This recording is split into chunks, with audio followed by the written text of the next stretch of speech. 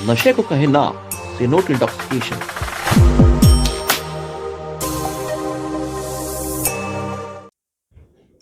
मैं Rajesh Kumar Tripathi, DCP crime Indore. मैं आज आप सब लोगों के बीच में ये बताना चाहता हूँ कि नशे को हमेशा के लिए ना कहना बहुत ज़रूरी है।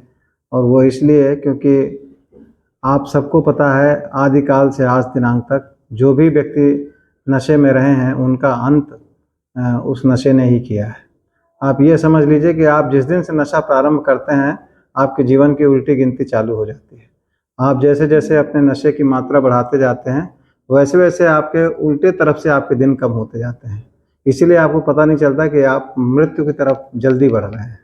और वो नशा चाहे शराब का हो और चाहे ड्रग्स का हो, चाहे एमडी का हो, या इवन जो ब्राउन शुगर हैं, हेरोइन है, गुटखा है, ये सारे नशा हमको मौत के तरफ ले जाते हैं। हमेशा ध्यान रखिए कि एक बार नशा प्रारंभ कर दिया तो फिर नशा ही आपको मौत की तरफ ले जाती है। आप उसके वश में हो जाते हैं। आप नशे को आप फिर कंट्रोल नहीं कर सकते, नशा आपको कंट्रोल करने लगती है।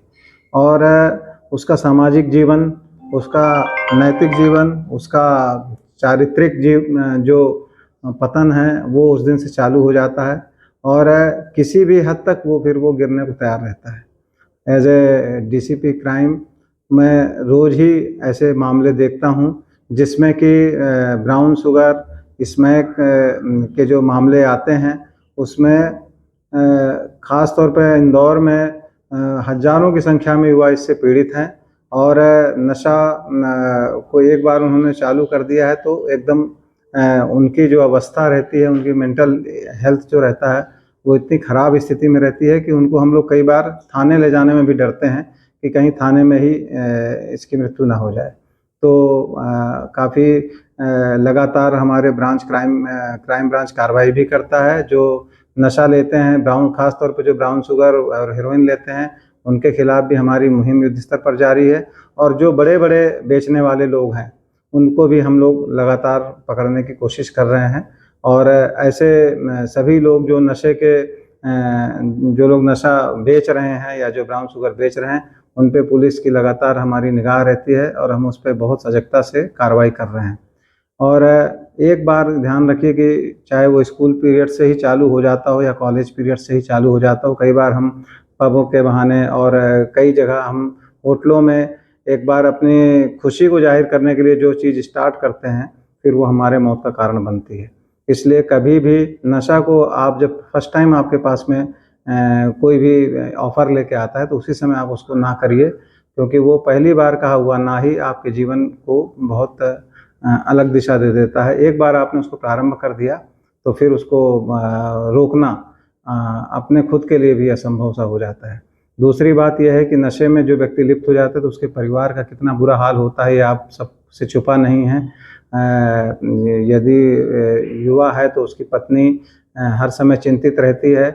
और ख़ास तौर पर जब नशा एक बार प्रारंभ हो जाता है तो उसके घर में जो भी सामान है कई बार वो भी बिकने की नौबत आ जाती है।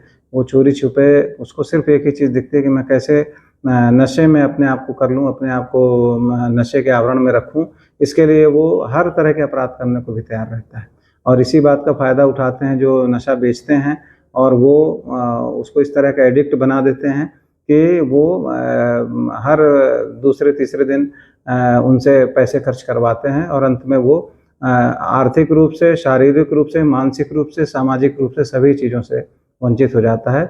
इसलिए मेरा सभी छात्रों से, सभी युवा वर्ग से, सभी वृद्ध लोगों से और ऐसे सभी लोगों से जो नशा करते हैं, चाहे वो तम्बाकू से शुरुआत हो और वो ब्राउन शुगर, स्मैक तक हो, सभी नशा आपको मौत की तरफ ले जाते हैं। अतः नशे को ना कहें, यही मेरा आप सबसे आग्रह है।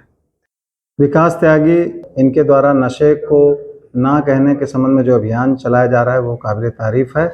और मैं चाहता हूं कि कॉलेज के, स्कूल के सभी छात्र छात्राएं इससे जुड़ें और इनके इस पुनीत अभियान पर सहभागी बने और अपने नज़दीक के जो भी लोग हैं, पड़ोसी हैं, फैमिली मेम्बर हैं, उन सबको भी इस अभियान से जोड़ने के लिए प्रेरित करें ताकि हम सब एक नशा मुक्त परिवार, नशा मुक्त समाज बनाने की दिशा में अपना काम आगे बढ़ा सकें। Thank you.